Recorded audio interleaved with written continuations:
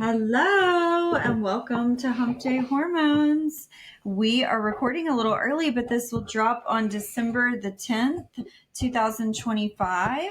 And this is an episode about your thyroid. And do you think that your hormones could be gaslighting your thyroid function? So we're going to talk about the thyroid and hormone connection that all midlife women should understand, because there's a giant communication between what your hormones are doing and what your thyroid's doing. And it all works together. But we're on season 2 and episode 52.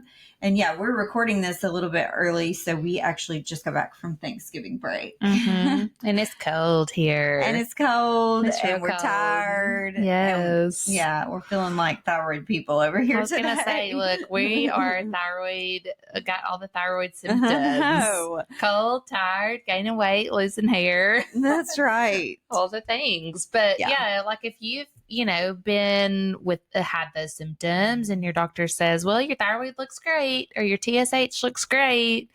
I think you deserve probably a deeper dive into those thyroid labs specifically, because there's a lot more to it than just your TSH. I know. And yeah, you can have actually perfect looking labs. Like your TSH may look fine. Mm-hmm. Your free 2,4 may even look fine.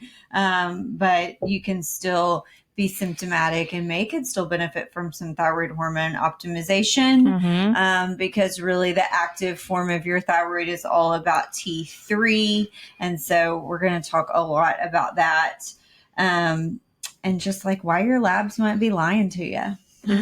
Try that. Yeah, it's like becoming easily one of my pet peeves in the hormone world is just the TSH. And it's the way I was trained too. And that's all I know to blame it on. But like, that's what's part of the panel at your PCP. It's your lipids, your CBC, your metabolic panel, which is like your liver, your kidneys, and then your TSH. And if nothing's red, and like for your TSH to even be red, it would have to be like above 7 or something crazy.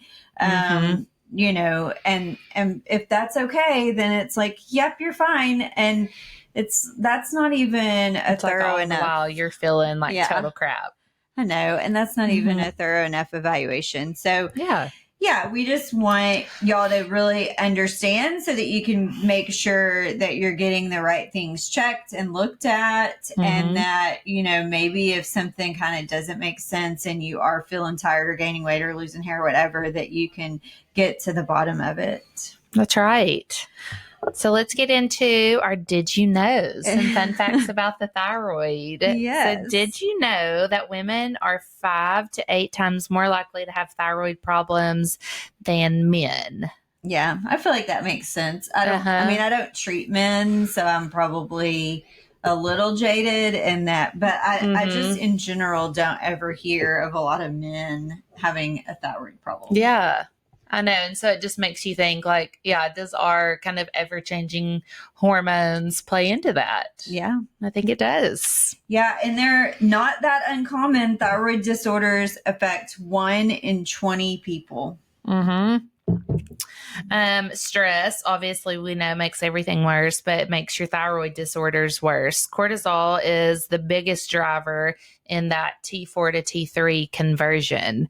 So you've got high stress, high cortisol. You're not converting your thyroid hormones appropriately. Yeah. There you go. I think that's so interesting. I mean, that's the story, tale as old as time with cortisol, right? Is that it puts your body into that fight or flight mode. And like, you don't need to do any of the thyroid functions. Like you don't need to, go to the bathroom regularly. It's fine if you're constipated or it's fine if you're a little slow and tired. All you need to do is survive, And so I think that it's interesting that you don't need your hair. Your hair can fall out. We're just, again, that's an accessory. We're surviving. Right. Yeah. So I think that's so interesting how cortisol, totally just wreaks havoc everywhere. But it does. And then thyroid hormones. I think this is this is good going into this winter here. Thyroid hormone levels change seasonally. And studies have shown that TSH naturally rises. So that would be your brain's driver to get your thyroid gland to produce hormone. That TSH naturally rises in the winter and decreases in the summer, reflecting the thyroid's role in thermoregulation. So the thyroid's a big controller. That's so interesting. Are we hot or cold? And so our brain kind of helps us out there and, makes us maybe make a little more thyroid hormone in the winter and a little less in the summer. Yeah. I need my TSH to go up a little bit right now because I'm cold. Yeah, exactly. That's interesting. I know. Okay. And so we kind of already, I think this is what's fun about getting into season 2 of this podcast is that we have a lot of the background information. So I don't think maybe this is your first episode to tune in, and welcome. We love having you. But I think, we have 51 episodes before this that kind of lay the framework. Not specifically thyroid, but I think it was like episode 11, we had Meg Green, a hormone dietitian person that's here in Little Rock, on talking about the thyroid. So episode 11, we really do a lot of like, what is the thyroid? Where is the thyroid? That basic science. Yeah. So I think this episode is sort of kind of under the assumption that we understand that, and we really are diving more into like the interplay with your estrogen, progesterone, and that kind of stuff. So, I mean, we are assuming that people know this, but just like maybe one little sort of groundbreaker there is just that the thyroid regulates our heart rate, our breathing, our metabolism, like we just said, our body temperature, our blood pressure, our menstrual cycles, our bowel functions, and so much more. So, I mean, we have thyroid hormone receptors in every single cell of our body. And so it controls single thing throughout the body. And it regulates like the speed of those processes. And so we're really talking about like intracellular, almost like at the mitochondria level function. And so it's that cellular function stuff. You can't feel those things individually happen, but what you feel, at the end of the day is tired and bloated and constipated and, the end result of them. But right. And so I think even more, we talk about that with estrogen and testosterone and things like that a lot, but that we have those receptors kind of all throughout our body too. But literally this is like every single cell. So our heart, our muscles, I mean, all of that. Yeah. Can be affected. For sure. Yeah.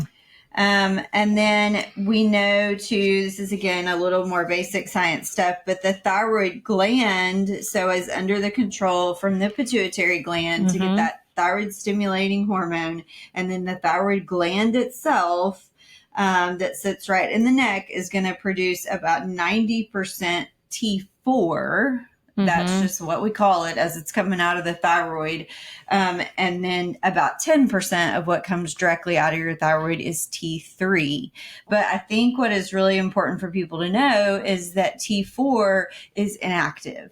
Like it can do nothing by itself, right? Like we have to convert it to T3, and T3 is the active form of hormone. And so when we are measuring a TSH, we are in general measuring your body's like production amount of T4, because TSH is suppressed or elevated based on our T4 levels more than it is our T3 levels. And so if we have a pretty normal T4, then we're going to have a pretty normal TSH. And as T4 starts to go down, that TSH will go up and make us make more thyroid hormone. But that's fine. But you still have to be able to convert it. And that happens outside of the thyroid. Yeah. So that's why it's like such a problem just to look at that TSH, because we're not talking about was something wrong with your pituitary, or was something even wrong with your actual thyroid. Yeah.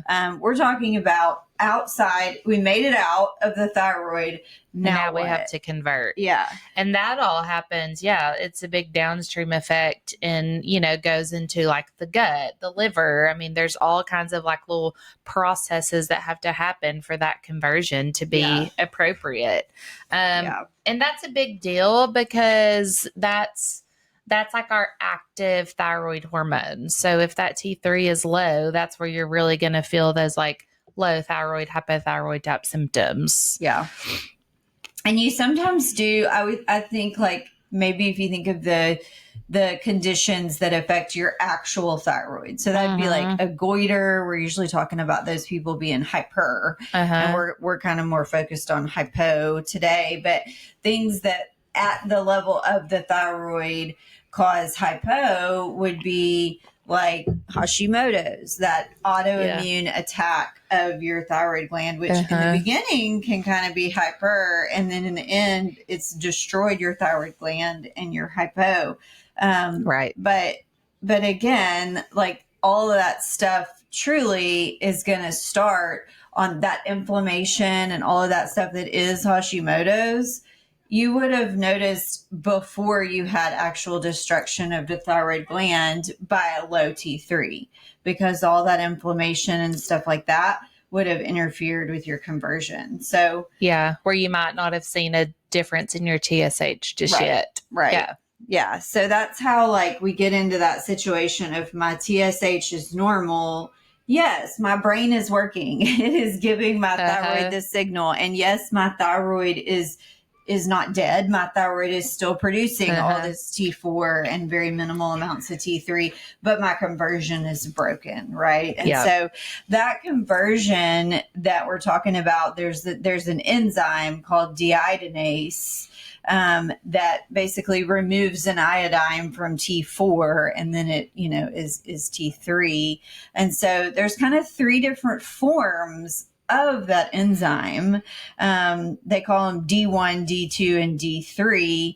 But basically, the first two forms are going to convert it to the active form of thyroid. And so you're going to go free T4 to free T3, and that free T3 can bind cells and do the work. But then there's a third type of enzyme that converts T4 into reverse T3. And reverse T3 will not bind to an actual T3 receptor. It's useless to our body. It may, in fact, clog up some of the T3 receptors, and like that it's trying to bind but doesn't fit. So now they're not even available for regular T3 to bind. So it's an inactive hormone that may, in ways, like, sort of make your other T3 less functional as well. So, but and that's not one that we usually start out like with our thyroid panel check-in. But kind of digging into somebody with, maybe more complicated thyroid situations, it's kind of interesting to see their reverse T3. Sometimes it's super high and you're like, well, dang, there's the problem. That's and I think like with us, we are trying to be a little bit conscious of like how much money we're spending, because all of this stuff is expensive. And reverse T3 is, slightly more expensive than just regular TSH and free T3, T4. But I think, it's in those people that you see a normal TSH, maybe slightly elevated, but it's 3 instead of, we like it down around 1, and so maybe it's not red flagging, but it's not 1. And then their T4 is usually, normal to maybe even high. Again, nothing red flagging, but outside of that 1.2 to 1.4, that we like a T4, but then their T3 is so low. And it's like, well, where did all this T4 go? Right. And so I think in those people, it's a good like triage test to just do those first 3 labs. And then you could always go back and add on thyroid antibodies, reverse T3, unless you just like are at your initial intake and you're like listing every single symptom you have, is like, man, this person has a thyroid problem. You can tell by listening to them, right, and their symptoms. Then maybe in that case. But yeah, I think it's maybe not something, and it's not something that's going to be on your PCP's panel, but it is something that if you're otherwise normal, but all of a sudden have this low T3 or feel functionally like a low T3 person, then it may be good to look at. But yeah, and the majority of our T3 is created in the liver, the gut, and the muscles, not in the thyroid itself. Your gut produces up to 20% of your active thyroid hormone. And so we've gone down that rabbit hole too, of like gut health and liver detox pathways and all of that. But this just goes to show that, like, it's not one system. Like, it's not, I just need to fix my thyroid. Like, no, it's literally a whole approach on like how everything kind of works together. Yeah. So I think it explains why if people have IBS or like that, small bowel, like intestinal bacterial overgrowth, that they may have worse thyroid symptoms. And so that's why also, like, people like Meg Green, the dietitian, it's like, well, how are you going to fix my thyroid with my diet? But this is exactly how, Meg it's plays. Like improving your gut health. Yeah. And so I think that this begs the question, when you talk about this deiodinase and how there's different types, there's these two that are doing what they're supposed to do and converting to active. And then there's this third one that's like converting it to reverse. Like, how does your body, I mean, we naturally have all those. Like, why do we even have D3? Why can't we just not have D3? And how does our body prefer like one enzyme type over the other? And so I think it's not like our body randomly chooses that. It selects them based on like otherwise safety or stress kind of signals that we're getting in our body. So this is where things like cortisol and, our other hormones, our estrogen and progesterone and testosterone come into play as to signaling our body for which type of thyroid hormone conversion that we need. And I think, that blows my mind. That like our body is smart enough to say, this person is really, really stressed. Therefore, we're going to downregulate her thyroid and make her D3 convert more to the inactive reverse T3. Right. Because we need to conserve a little bit of that energy. And we don't want to be burning through our cellular energy. So we're just going to do reverse T3 right now. Yeah. That's wild. I know. I think that's pretty crazy. Yeah. And then there's also, this evidence now that some people just genetically are deficient in this enzyme. So like their thyroid may be working perfectly. They may be really great converters. They just don't have the right amount of deiodinase, or their deiodinase doesn't work exactly right. And so there's been suggested that up to like 15% of our population has some type of polymorphism. So it's not just like a mutation, it works or doesn't work, but polymorphisms are like, you can make it work a little bit less, or kind of, it's just so interesting. I mean, that's a big number. That's a lot of people. It's a lot of people. Yeah. I mean, just like 1 in 20 people has thyroid problems. Well, that makes sense if you're thinking that 15% of the population has some polymorphism in their deiodinase. And that's stuff that like that can also be tested, but like, man, you want to talk about expensive, and then you want to talk about, I can't do anything about that. Right. I mean, you can know that and try to overcome it by pushing your pathways towards, more active thyroid hormone production, but you can't change your genetic polymorphisms. Right. And the things that you can do to help like promote that active thyroid hormone conversion, so that T4 to T3, is eating enough, So adequate calories. Cortisol kind of plays into that too. If you're not eating enough, your body thinks it's like in starvation mode, and that's kind of a whole stress response. So, like a low inflammatory diet, we know that inflammation, all of that, insulin is big with inflammation, and then that is going to affect your thyroid conversion, and then good nutrient status as well. We look at a lot of like thyroid support type supplements that are high in things like selenium, zinc, and iodine, and those are all helpful in that conversion process. So yeah, sometimes it's not even a thyroid issue. It's just more of that conversion issue that you can correct sometimes without medication. You can do it like supplemental. Yeah. I know. I think it's interesting. Yeah. If you're in like some sort of starvation, or like sometimes we see this when people are like intermittent fasting and, they're driving up their cortisol, but you're going to increase the conversion to reverse. You're going to increase your D3 or your like reverse T3 production. And that's a way for your body to protect itself from losing weight too fast. Like we don't want to make too much T3 because that makes you speed up your metabolism and lose weight. And like clearly this person is starving because they're not eating healthy. Right. And they don't know that like, no, we're not starving. We're just trying to lose weight, or we just live in America and have crappy food. Right.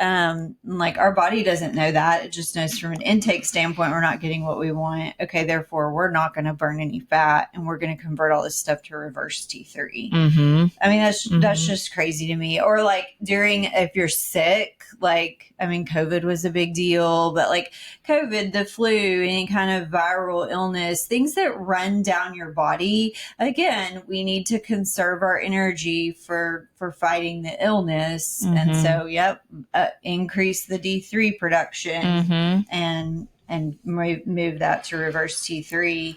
And then, we don't talk about it, but insulin is just as inflammatory as like, I mean, it's not hard to understand that like COVID causes inflammation in your body, right? But like I want us to think about insulin in that same way. It is just as inflammatory. Right. And so our body will recognize that. And so when we see that, because women are always, it's like, you don't really have a thyroid problem. Your TSH is okay and your T4 is okay, but your T3 is really low. You're just not converting. I feel like automatically the next question is like, well, why not?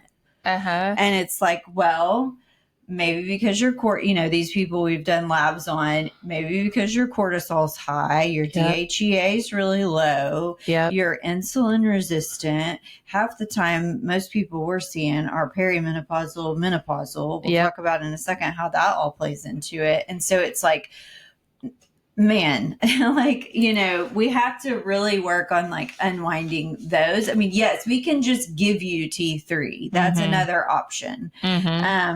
But I think if you don't work on unwinding those things, then again, you didn't fix like the root cause of it. Right. Right. And some people, I mean, it's kind of interesting. Some people are just like, give me all the drugs. I don't care. Like, I don't want to change the way I eat. I want to, keep living a fairly unhealthy lifestyle, and like, just give me all the things. Like, okay, you can like kind of, artificially do that, and maybe maybe improve your energy a little bit. But really digging down to like the root cause of it, like your gut health and all the other hormones and your insulin resistance and all that.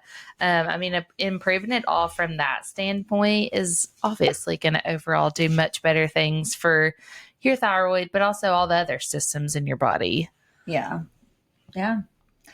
And I think it's, this is really sort of, I guess, advanced and down the rabbit hole a little bit, but I think that it's interesting that your body, like different places in your body, use different forms of these enzymes too. So your brain and your pituitary gland rely heavily on D2. And remember, that's the kind of deiodinase that converts us to the active form of T3. And so they maintain T3 levels even during stress to protect you need to be able to like think and reason and all those things. And, you know, maybe not be like sluggish while you're trying to run from the bear. And so you're going to maintain those T3 levels in your brain to protect your cognition, but your muscles, your liver, your fat, they rely on D1 and D3. And so as that's inflammation and all that stuff go up, we're going to do more of that D3 activity and more to the reverse T3. So we're going to slow down our metabolism. And so it's like from a survival standpoint, we have chosen to protect our brain, but screw the metabolism. Like you can be fat, but surviving. Yep. Yeah, I know. That's it. I mean, it's wild how fat and happy. You really have no control over that. I mean, obviously, you know, if there's a bear, but you know, you got to think about like, what are your stressors? Do you have some control over that? Are there things that you can, you know, improve on? I mean, probably. We talk about the big stressors always, sleep. You know, you got to start there. Yeah. So. That's right. I know it can be the bear for sure. I think, when we talk about cortisol, we always talk about running from the bear, but it like your body doesn't know if there's actually a bear, or you're just like super behind on charts or you're just on call or if you're on call.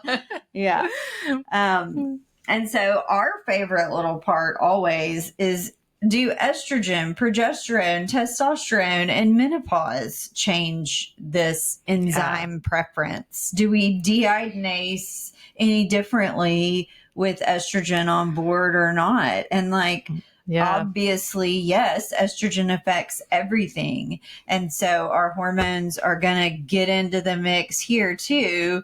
And, you know, shockingly enough, perimenopause and menopause don't do awesome things to our thyroid. So, I can't tell you how many times in like a postmenopausal woman, once we like get hormone replacement therapy started and get like estrogen and progesterone, sometimes testosterone optimized, and then you recheck their thyroid because you're like, okay, we're going to maybe do this stuff first. And then the thyroid is just automatically improved. Yes. I mean, it's amazing. I know. So yes, they all play together. Obviously, yes. So high estrogen, and when you think about high estrogen times, I mean, we are mostly thinking about perimenopause. Yes. That's like the high estrogen or estrogen dominant phase where you have relatively more estrogen than progesterone. But high estrogen phases, like maybe that time, are going to increase your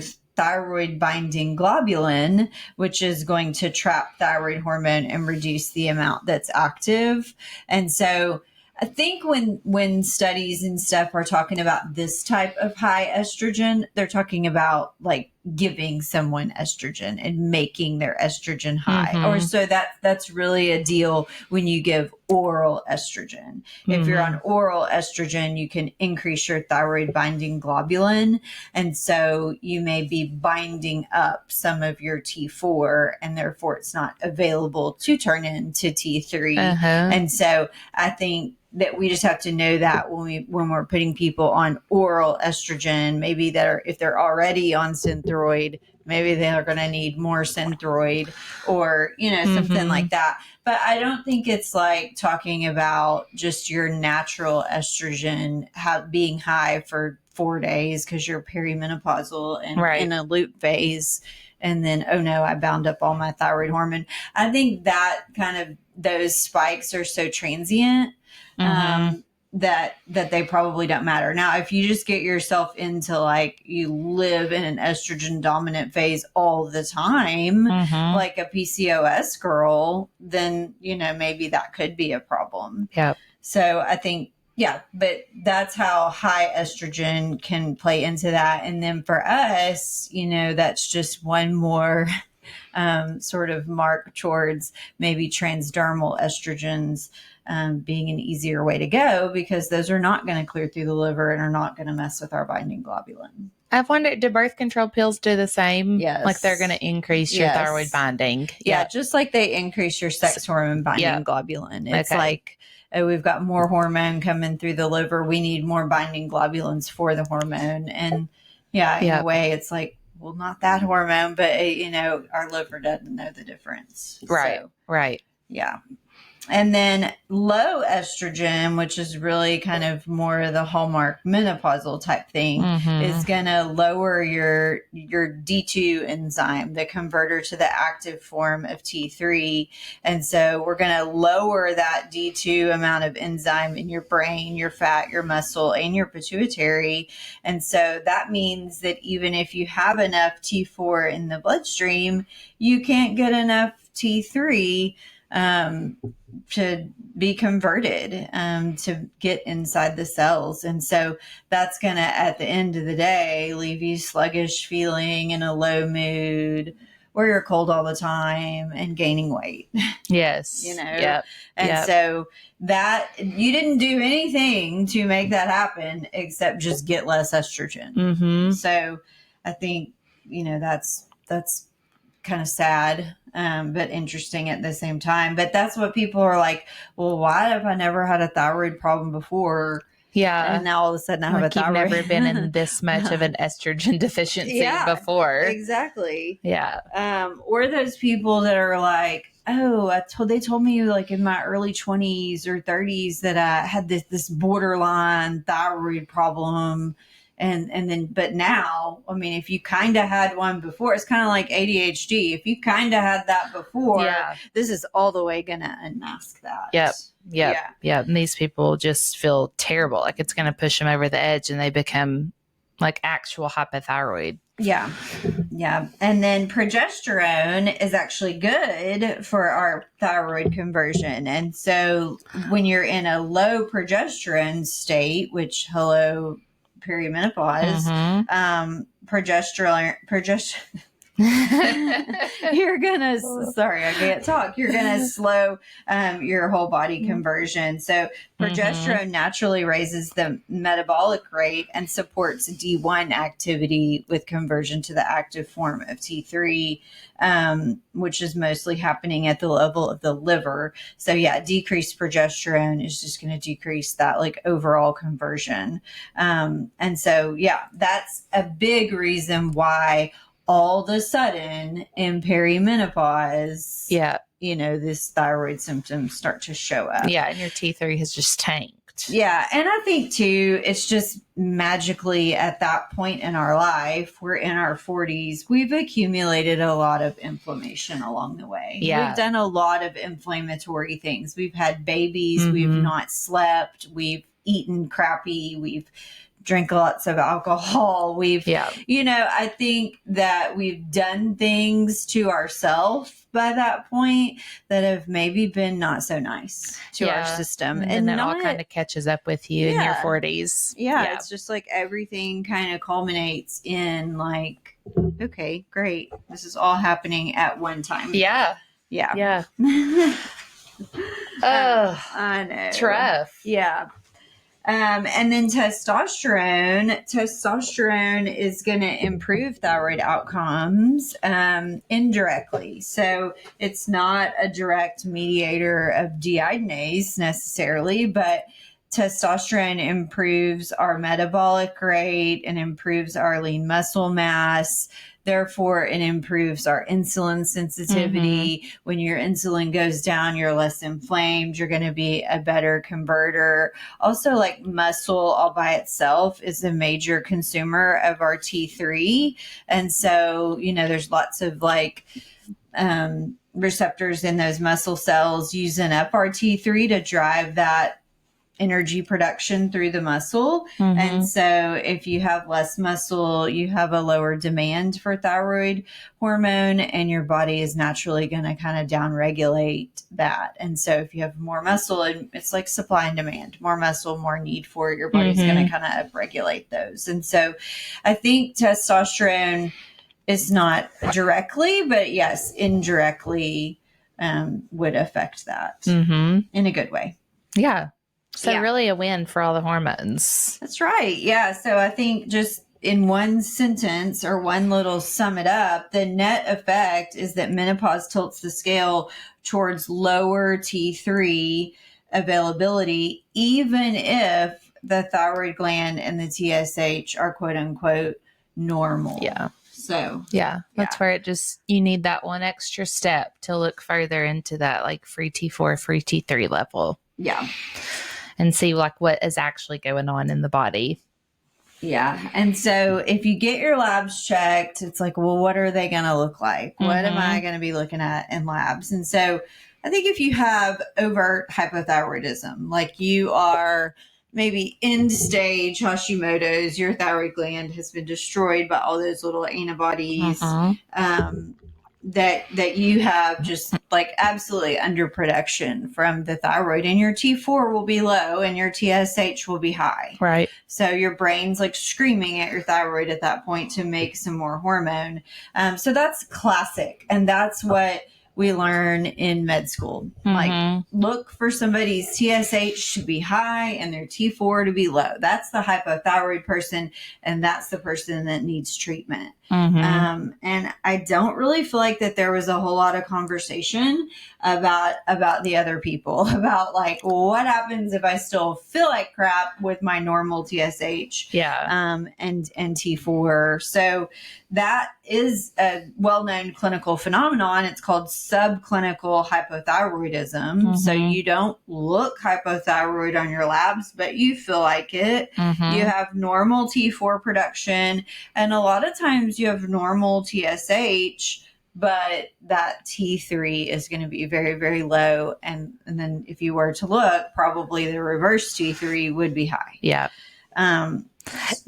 That whole like thyroid optimization and subclinical hypothyroidism reminds me of like perimenopause and menopause. Yeah. You know, it's like you don't have to wait until everything is just like completely broken to start hormone therapy, like in menopause. Like go ahead and, you know, if we are in perimenopause and super symptomatic and, you know, all over the place, like go ahead and start treatment then. I think it's the same way with the thyroid. Like you don't have to wait until your thyroid is all the way like, just broken, you know, your TSH is 10 and you can't get out of the bed. Like if you're trending towards that way, then let's start doing some work. I know. And I don't know why that's the thing on labs. I mean, it's like that with insulin resistance too. I mean, it's just not looked at. And all we look at is if you're a diabetic or not. And so it's like, well, why not intervene at the insulin resistance level before you become a diabetic? It's it's that same sort of phenomenon. Or just like FYI, if anybody's wondering, like 0 is the amount of Hashimoto's antibodies you should have. Right. I had a patient the other day and she had hers tested and they were like 10 or something, you know, something not off the charts. And not, I think the lab will not red flag you until you're like above 25 or 30. And so they weren't red. They're just 10. And she said that, you know, she had been told that they were normal amount of antibodies. And it's like, wait, we shouldn't have any. Right. Like, what do you mean normal amount? Right. Like, you have a normal amount of inflammation. Well, I want none. Yes. Like, and like, so, what can I do to get that down to 0? Yeah. Like, do I just wait? Do I come back and see you when it is above 30 and then it'll be red and then we can do something about it? But by that point, I'll have gained like 20 more pounds and, you know, so it's more like, insulin. You're making it even worse. Yeah. It's a vicious cycle. It's just that phenomenon. I was screaming at the TV the other day because there was a person on like one of the national news shows and they were talking about that. I guess I don't even know enough about this. I probably should shut up, but like, I guess that the Trump administration is going to try to like make Ozempic and GLP-1s more affordable. And then there were people on that were saying like, we have to be cautious. These are only for diabetics and morbidly obese people. These are not for people who only have 20 pounds to lose. And I'm like, Like, if you don't lose that 20 pounds, then you like gain 20 more. Yeah. And then at what point do we move the needle to say, okay, now I'm morbidly obese. Right. Now I have high cholesterol and diabetes and all the things. And now I need Ozempic. Like let's try not to get there. Yes. Like that is who you should be using it. I was like, yelling at the TV. Yes. Like that's who we should be intervening on is the people with just 20 pounds to lose or just 10 Hashimoto's antibodies or just a little bit of insulin resistance. Those are the people that we could be moving that needle in the backwards direction and helping. Setting them up for such a good future. Yeah. Like longevity and all of that. Yeah. So I don't know any of the political anything it's about it, but I just know that like we should be using any and all drugs that are going to make us healthier. Yes. Yeah. Well, in the right way. That's just our whole stance on everything is just like preventative, improving things before it's completely broken. Like that's kind of how we practice. Yeah. So, and I mean, I didn't even know this was a thing because I didn't learn about it in medical school, but there's something called non-thyroidal illness syndrome. Yeah, I never heard of it. I never heard of it either. And I'm like, is this a real thing? And like, it turns out it is. It's recognized by the endocrinology literature, ICU medicine, metabolic research, like all these areas kind of touch on it. It's reproducible. It's predictable. It's like well understood and it's a normal stress adaptation.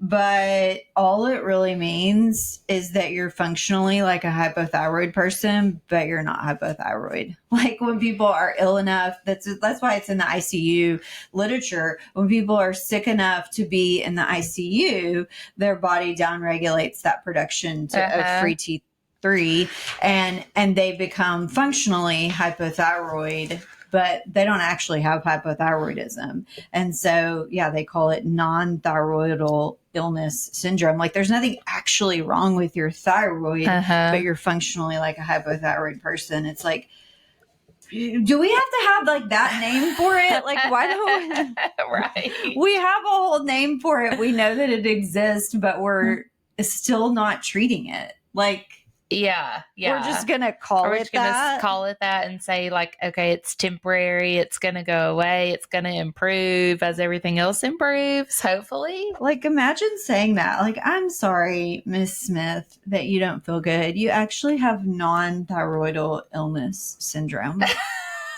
And is it just based on your symptoms?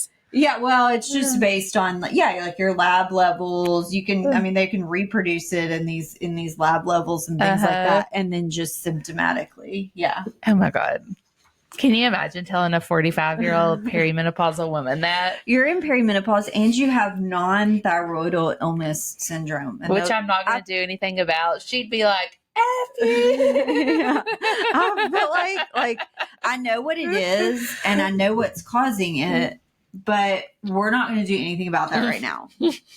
So I cannot. I was infuriated, like incessantly typing as I was reading about that because I was just so annoyed by the fact that we have gone so far to give it a name, but not do something about it. There's not like actual guidelines for treatment. It's just like, it's fine. It's temporary and it'll go away. And a lot of doctors practice in that space, or if there's not like a guideline, then you can't do anything about it. And I guess my whole thing though is like, if you said, okay, fine, it's temporary, it's going to go away. We know it's not temporary, it's menopause. And so if like that is affecting it, if that's leading into my non-thyroidal illness syndrome, you can fix your menopause in that, like, you can hormone replace. And like Courtney was saying, a lot of times those people's thyroid all of a sudden becomes not ill anymore.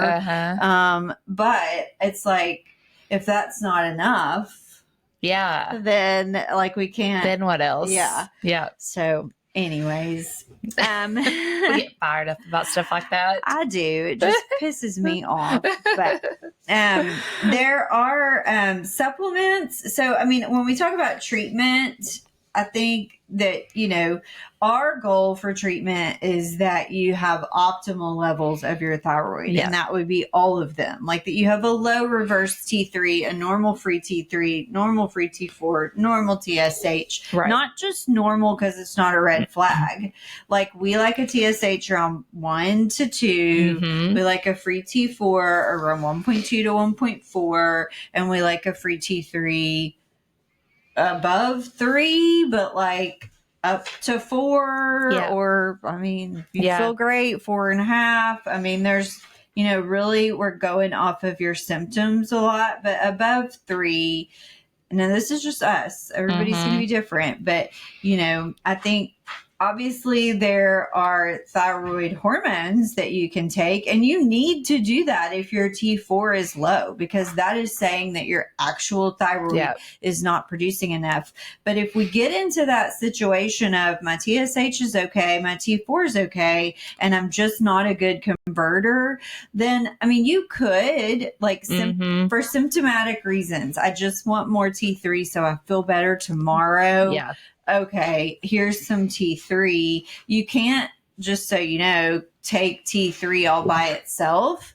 You have to combine with some T4 to do that, so that you won't downregulate your own body's ability to make thyroid hormone. But I think when we talk about, well, okay, we're just a low T3 kind of person, then how do we fix that? That's like, let's work on your inflammation. Let's work on your perimenopause, menopause hormone status. Let's work on with some supplements, like some of these micronutrients that come into play for that deiodinase enzyme. And so let's work on your gut health, your liver health, all of that too. Yeah. And I feel like that's sort of an annoying answer for some people, because they're like, what? Like, we're used to going to the doctor and here's your antibiotic and you'll be better in, 3 to 7 days. And so this isn't like that. This is like, we are working on an entire, lifestyle and sleep patterns and foods and, with supplements. And so that's a much more sort of nuanced kind of conversation to have with somebody, and it's a much more personalized approach. But honestly, it's where you need to be if you're not a good converter. So we're just going to talk about some supplements that can help.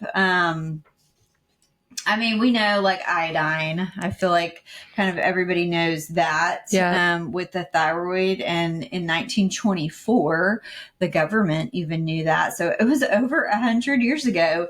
There was a government initiative to put iodine in table salt to help combat iodine deficiencies. So that's why we have iodinized salt now. Yeah.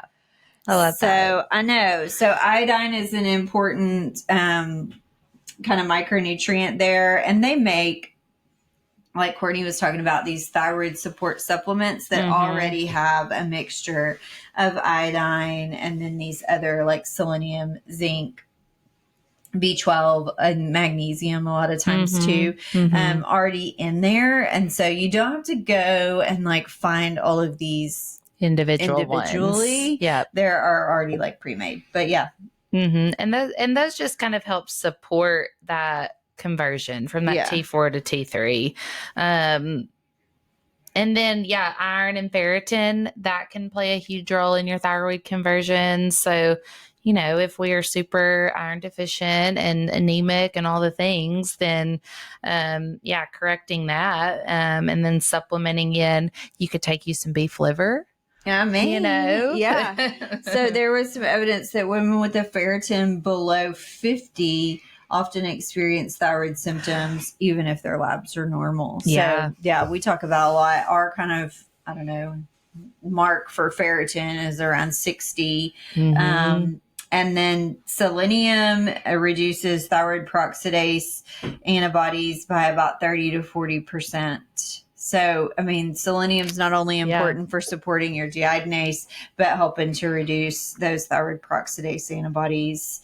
And then, get your cortisol down. Don't even get me started on like, how are you going to do that? Like, well, you're going to sleep and you're going to not stress out and you're going to exercise and you're going to get yourself some help. There's this girl I follow on Instagram, and she's like, get yourself a snack.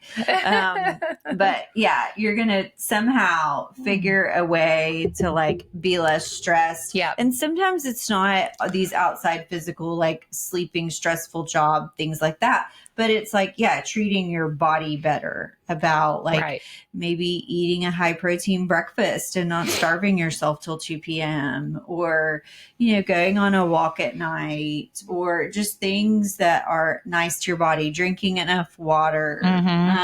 Like it doesn't have to be something that seems so hard. Like I got a whole new meditation plan and I go to bed at 7:00 every night now. Like, no one can do that. I mean, there are simple tweaks that you can make that can drastically improve stress and sleep and all of that. But I think we do have to keep in mind, and this may stress you out thinking about it, that cortisol is the single strongest regulator of the deiodinase preference. Like if we're doing that active conversion or if we're doing reverse T3. I feel like I get stressed out thinking about that. It's like you can be doing all the things, but if you are a high stress, high cortisol person, it's probably still not enough. I know. I feel like my D3 does the most all the time. And then speaking of D3, another kind of D3 would be vitamin D. And vitamin D supports the autoimmune regulation and then the receptor sensitivity for thyroid hormone. And so this is it's a big one in everybody, but it's really big in like autoimmune type people. And then B12. I mean, I think B12 gets put in there because it helps the deiodinase enzyme, but also like if you're B12 deficient, you're also fatigued. And so, you know, it's kind of the same thing with iron. Like iron is required for the enzyme that makes T4 in the first place, like to make it to be able to come out of your thyroid, but also low iron causes fatigue. And people are all about like, whatever is causing my fatigue, fix that. Yeah. You know, and it's like, all right, it's probably your low iron, your low ferritin, you're not getting a good like conversion going on in your thyroid. Like it's all the things. Your vitamin D is low. I know. I mean, it's a whole thing. Get you some heavy periods in this perimenopause space. Get you a couple periods a month. Yep. Or like a big old 20-day long bleed. I mean, that's classic perimenopause, but it's also depleting your iron storage and hurting your thyroid and probably making you stressed out and raising your cortisol, which is making you convert to reverse T3. And then you're just more tired at the end of the day. I mean, I have people in here that are just like, I can deal with some hot flashes. I can deal with some, you know, vaginal dryness, whatever. I can't deal with this severe fatigue. I know. And I'm like, oh, girl, I can't wait to see your labs. There's probably so many things that we can do. You know, it's never just one thing. I feel like it's always a combination of like all the things, especially in perimenopause and menopause. I know, but I do think it's encouraging that like we have some studies that show us that improvements of like simple things like increasing your protein intake, decreasing your inflammation, improving your hormonal and nutritional status, you can improve your thyroid function in like 2 to 3 weeks if you were diligent about doing that. And so I think that's at least encouraging, you know, that we could see those turnarounds. And when we put people on, we talk to them about all this and we decide, okay, maybe we're not going to start thyroid hormone. Your biggest problem is converting. Let's work on these things. We have them recheck labs in usually like 2 or 3 months. And a lot of times they are better. Yep, for sure. And then I was like sarcastic even in my typing of this last night. Diet, exercise, and sleep. Duh. Oh, and don't stress. Resistance training increases T3 receptor density and mitochondrial activity. So that's like lifting weights, move your ass, right? Yeah. And then protein improves T4 to T3 conversion. Stable blood sugar reduces reverse T3. Anti-inflammatory eating improves deiodinase function. 7 to 9 hours of restorative sleep regulates the HPA axis. Like, I don't know. I feel like all those things we talk about are like wellness trends, right? Eat a lot of protein, anti-inflammatory diet. Yeah. But it's like, they're not necessarily, I mean, they're trending right now, but they're like thyroid physiology fundamental. Yep. Yep. And I feel like these are the things that we always circle back around to. Like, start with these things, start with these steps first. Yeah. Like, eat well, exercise, sleep, stress less. I mean, it really all boils down to that. That's right. And then and then kind of start working from either a supplemental or hormone standpoint. And we can help you out through all of that. I know. So just, I mean, and then, women in stress or menopause, perimenopause, we need to kind of be supportive of that in that time too, because we know that the estrogen fluctuations are going to impair thyroid hormone availability. So, I think it all explains like why it happens in menopause and why symptoms can be present, even if your TSH and T4 are normal. It's just all about the influence of that enzyme activity outside of the thyroid. So cellular levels of T3 and T3 therapy can really help in a subset of women who can't reliably convert their T4. Like maybe you're one of these genetic polymorphism people and you are eating right and you have stressed less and you are sleeping well and we've gotten your other hormones optimized. Well, you know what? Maybe we need to try some T3. There's nothing wrong with doing that. We know how to safely do that. And it's going to help people that can't convert their T4 hormone, but we can't ignore all of those other things that kind of have to be happening in the back end. Right. And those are all things like we should be doing anyway. So it's not like we're asking you to do something that's like going to be bad for you in any other way. Right. Like it's going to all be supportive, helpful things overall. That's right. So, okay. Quick note, everything we talk about here is for informational and supportive purposes only and is not medical advice. No doctor-patient or provider-patient relationship was established on this format. Your body is unique, so be sure and talk to your healthcare provider before making any changes to your health routine. That's right. So next Wednesday, another episode of Hump Day Hormones. We are going to be talking about, we're doing our head to toe menopause series. So we're going past the thyroid right here in the neck. And I think logically the next thing would be our cardiovascular risk. Ready. And so, I don't know, something about the holiday season makes me think about like toasting.